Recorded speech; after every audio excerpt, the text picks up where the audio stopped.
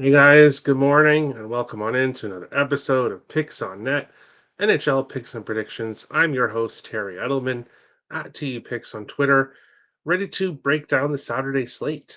A few games that I really like today on today's slate, and of course, uh, quite a few games that I'm passing on as well.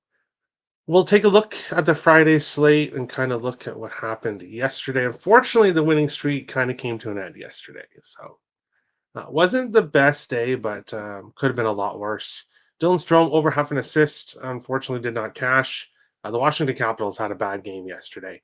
I also had Washington in regulation and a small play on Washington puck line as well. But the Penguins get the 4-2 win against the Capitals yesterday. So Strome did not get an assist. Um, Connor McMichael did get a point, though. He's got an assist on the second goal. Um, Continues to play really well for Washington this year, cashing the over half a point. Alexi Protas, fortunately, Dylan Strome got kept off the score sheet. So Alexi Protas as well got left off the score sheet. And that brings us to the thank you segment of the day.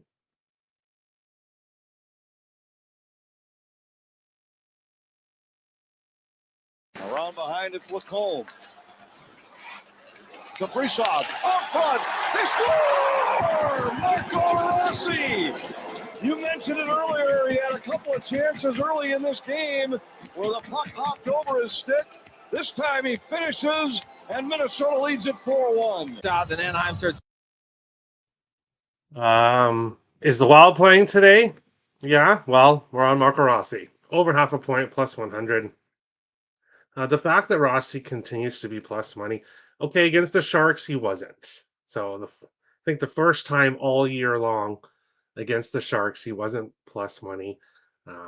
Now, plus money once again yesterday against the Anaheim Ducks, cashing that with a beautiful goal from a pass from the NHL leader in points, Kirill Kaprizov, who I think now has a 2 point lead over McKinnon for the NHL point lead.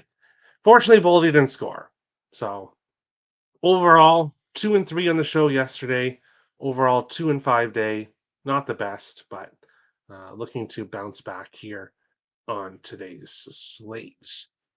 We'll jump into the chat, which is usually a bit quieter on Saturdays, but hey, nothing wrong with that. Kay says hello. Hello, Kay. Nice to see you. And Chemo says good luck. Good luck for picks today. Thank you. Good luck to you as well today. But we'll start with the first game, or before we get to the first game, new viewers, hit the subscribe button. Growing every day. Hit the like button if you guys enjoyed the content. Appreciate all the support, guys. I really, really do. We'll talk about the games that I'm skipping later on in the show. But you guys can probably guess 1 p.m. Eastern Saturday game, the Buffalo and it's Calgary and Buffalo. Pass. Lots of games on today's slate. You guys know how I feel about 1 p.m. early Saturday games, so we're staying off that. This one here, Dallas and Winnipeg. What a great game. What a great afternoon game we're going to have for people that aren't going to be watching college football, or I'm sure college basketball is on. The CFL playoffs is going on as well today. But for people that are watching hockey in the afternoon, this will be a great game to watch. Dallas Stars and the Winnipeg Jets. Dallas minus 104 to minus 110. Winnipeg minus 106 to minus 115. And sixes really across the board. It looks like there are 5.5s points bet, maybe a couple other spots as well. And when I look at this game here, this Dallas Stars team has been great this year. Obviously, coming off to their most recent games in against Florida in Finland did not obviously go well. But besides that, they have got other wins. Unfortunately, they were both against the Blackhawks. So obviously you can't help who you face. But 4-2 win against the Blackhawks. Then they went to Finland, two losses against Florida, then back home again, and a 3-1 win against the Blackhawks. So the Stars 8-4 in the season, 2-3 on the road. Winnipeg 13-1 on the season, and 7-1 at home. This Winnipeg Jets team, and I did not expect when I was doing my preseason projections. Um, like a lot of people, I had Nashville in the top three. I had Dallas in the top three, and I had Colorado in the top three. And kind of Minnesota, Winnipeg fighting for fourth. But the Wild and the Jets have said, hold on there. And the Predators and Avalanche have had a rough go to the season. So if I was looking at this before the season started, I'd probably be looking at Dallas in this game. But with how Winnipeg's played, I got to take them. I got to take the Jets on the money line, minus 110 here at home. This Jets offense is just incredible. They're getting the goaltending. And even when their offense isn't as good, last game against Colorado, still found a way to win 1-0 with a great game from Hellebuck. So we'll take the Jets money line here in this early game. Dallas, not a team that I really want to bet against a whole lot, and not a team that I'm going to be looking to fade. And this isn't a fade of Dallas. This is a back of Winnipeg. You're giving me the best team in the NHL by far so far this year at minus 110 at home. I'll take it. I'll take it here. So we'll take the Jets. Player props, nothing for me here. Both of these teams have depth. Sam Steele has been scoring quite a bit, I've seen from the Stars recently. And then the Jets, really, any of their four lines could come and score. So, uh, yes, these two are great teams, but kind of tough when it comes to player props because it's much easier when you have those teams where the offense is coming from one line or two lines because then you can just focus on those two lines. But with the Jets and the Stars, their fourth line could come out and score and have a big game here. Their third line could have a great game. So it's tough. It's tough. We're here, Terry. Thank you. Appreciate everyone watching. Really thought Ovi was going to score. He had some good chances too. He had some good chances. Definitely not a. He wasn't a happy guy going back to the bench in that one on that one play that I saw. I'll refresh goalies because we don't really have a lot of goalie, and we still don't. We don't have a lot of goalie information at this time. Jake Ottinger unconfirmed. Connor Hellebuck unconfirmed. I would assume it would be Hellebuck and Ottinger with the fact that these two teams are the top. It's a divisional game against a team you're probably going to be fighting against when it comes to the division title. So um, both starters probably play here in this game. Moving on along to our next one that we're going to be talking about is the Philadelphia Flyers and the Florida Panthers. The Flyers plus 220 to plus 225. Florida minus 252 to minus 278. Sixes really across the board. It looks like FanDuel has a 6.5 here in this one. Again, no goalies announced here. Sergei Bobrovsky unconfirmed.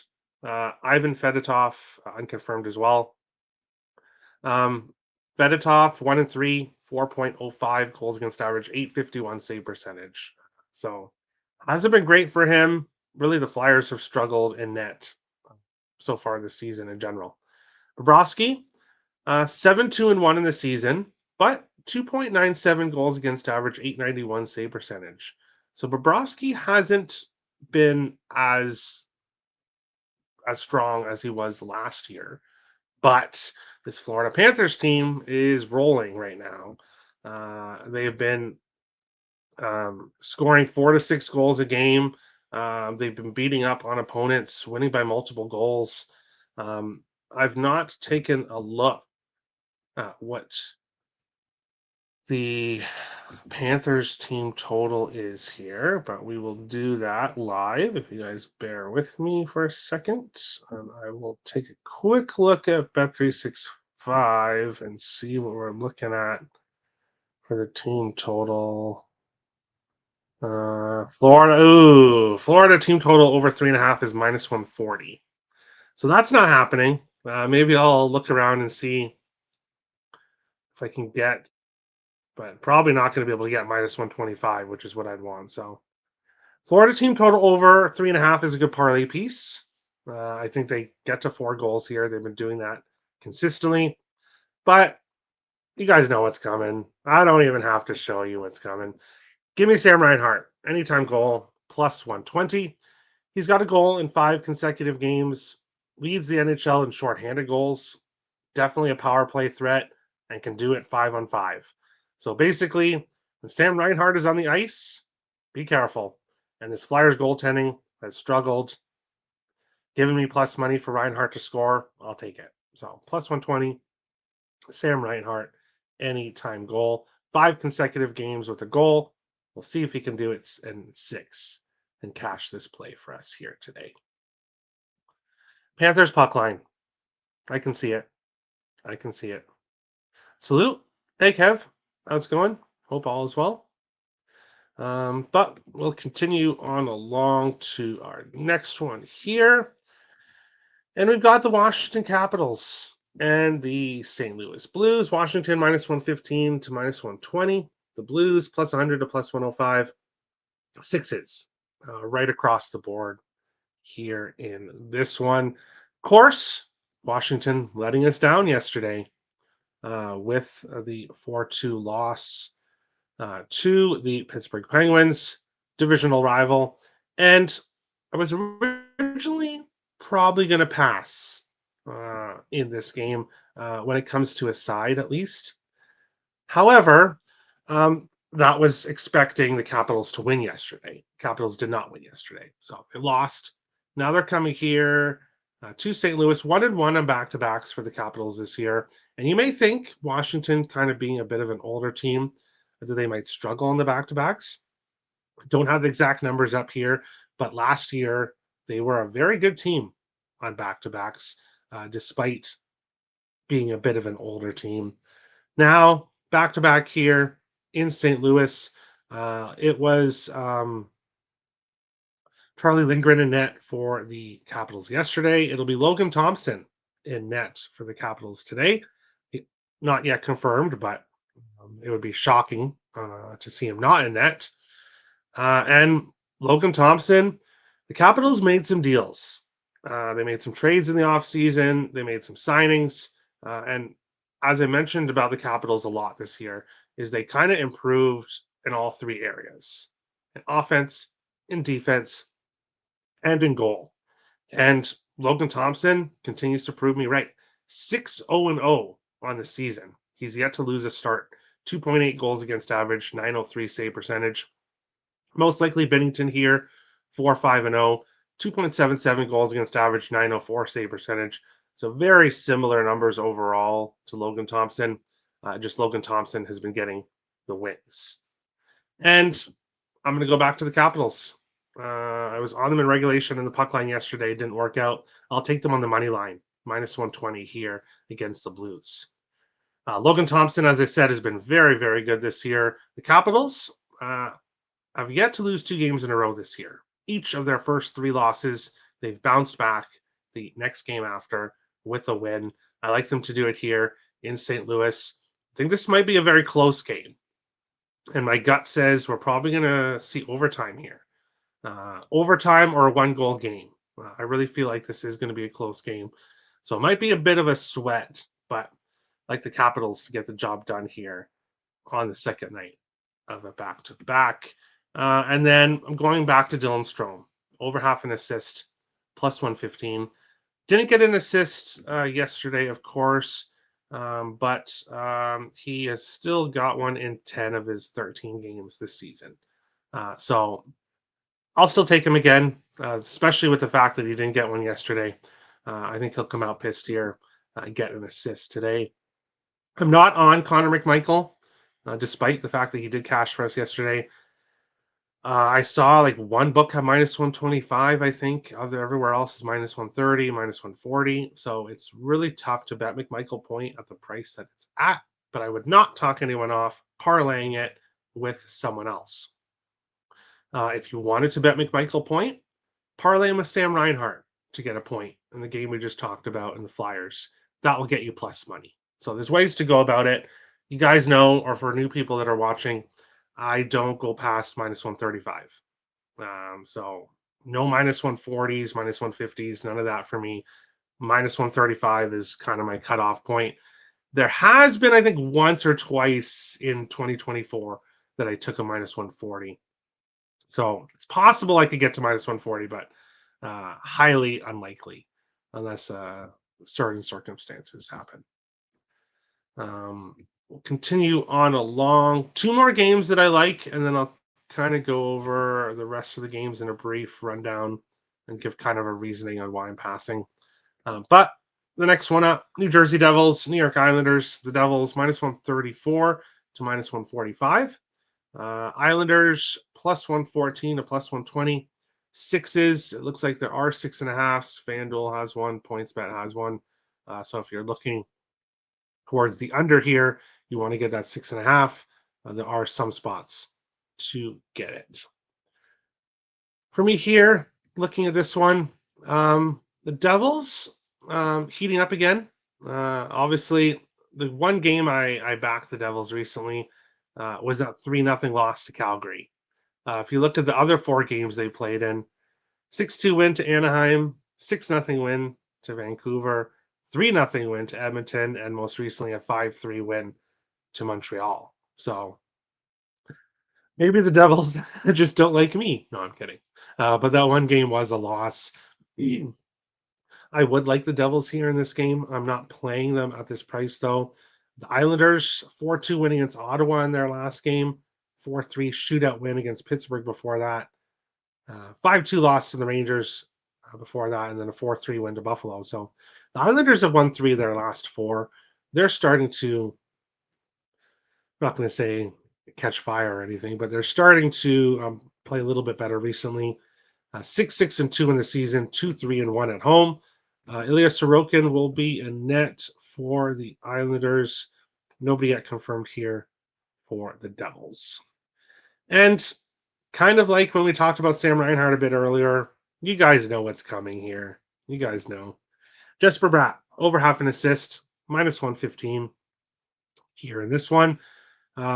He's got an assist in 8 of his last 9 games, 12 of his last 14. Only reason we didn't play it in the last game is because it was out of my price range. So did put it in his point in a parlay. Unfortunately, Nico Hischier didn't get a point. Bratt continues to be Mr. Assist, although he did score in his last game as well. So he can do both, but he's been assisting at a great rate in 8 of his last 9, 12 of his last 14 games. So we'll take it. Minus 115 just for Bratt to get an assist here in this one. Let's go Wild again, saving the day. I can't believe Boldy didn't get a point. Yeah, not the best game for him on. Not the best. Or even shots on goal. Yeah, everyone has bad games. I know. But at least they did well for you the other night. And then they did win yesterday, so that was good. But moving along to the final game that I'm going to talk about here before I get to the kind of rundown of the rest of the games. And I've got 2 plays here. Carolina Hurricanes, Colorado Avalanche. The Hurricanes minus 125 to minus 130. Colorado plus 105 to plus 113. 6.5 right across the board in this one. And as I said on yesterday's show when kind of doing the recap, finally this Colorado Avalanche team got some goaltending in their last game, yet they couldn't find the back of the net and lost 1-0. It's just been a really rough go for this Avalanche team. 6-8 on the season, 3-5 at home. So they've got a losing record at home which is kind of surprising. Um, they've lost 4 of their last 5 games. Did have that win against Seattle, but losses to Chicago, 5-2, which is definitely not good. 5-2 to Tampa Bay, 5-2 to a struggling Nashville team, and then most recently a 1-0 loss at home to Winnipeg. The other side, we've got this Carolina team, 10-2 on the season, 5-1 on the road. Most recent games, 5-1 win against Pittsburgh, 6-4 win against Philly, 4-2 win against the Washington Capitals, 8-2 win against the Boston Bruins. What can I say? Give me the Hurricanes, money line, -125. Colorado Avalanche are a fade team right now. Cale Makar did play in the last game against Winnipeg. Definitely not 100%. Now, the fact that Colorado did get shut out in their last game, we have seen when teams have got shut out this year that their next game tends to be a very high scoring game. So we have seen a lot of overs when a team has got shut out. So don't be surprised, sorry, to see this as a high scoring game. I wouldn't talk anyone off looking at the 6.5. Of course, as I said, the Avalanche did get some good goaltending in their last game, but that's been a very rare occurrence this year. So I wouldn't be surprised to see both of these teams score goals in this one. We're going to go with Martin Necas over half an assist. My only 1 unit player prop of the day, plus 100 here for Necas. Now, I probably should take him over 1.5 points as well. I probably should. Not tripling up on him. Just have the assist here. I'm likely going to add over 1.5 points. Or actually, maybe I'll look at Carolina team total as well. I think Carolina team total over is a good look. I do think Martin Necas over 1.5 points is also a good look. He has an assist in 10 of his last 11 games, and he's plus 100 to get an assist. You guys know I like to ride streaks. 10 out of 11 games is a very nice streak. Plus money against the Avalanche, a team that has goaltending issues. And then, of course, the Avalanche getting shut out. So most likely, this is going to be a high scoring game. The system. Yes. I know the Ice guys have really been following that. The high scoring games off after a shutout. So see if that keeps going here. Carolina definitely has the defense and the goaltending to keep this game a low scoring game. But both teams have the offense where they could break out here. All my plays, terryedlinpicks.cappertech.com. Go follow me on there. I have a full unit side play in the NHL that I didn't give out today and a CFL playoff play. And most likely going to be adding a couple plays here as well. So you can get all those plays, terryedlinpicks.cappertech.com. Taking a look at the other games that I did not go over here. Calgary Buffalo, as I said, 1 p.m. Eastern Saturday game. No interest in betting that.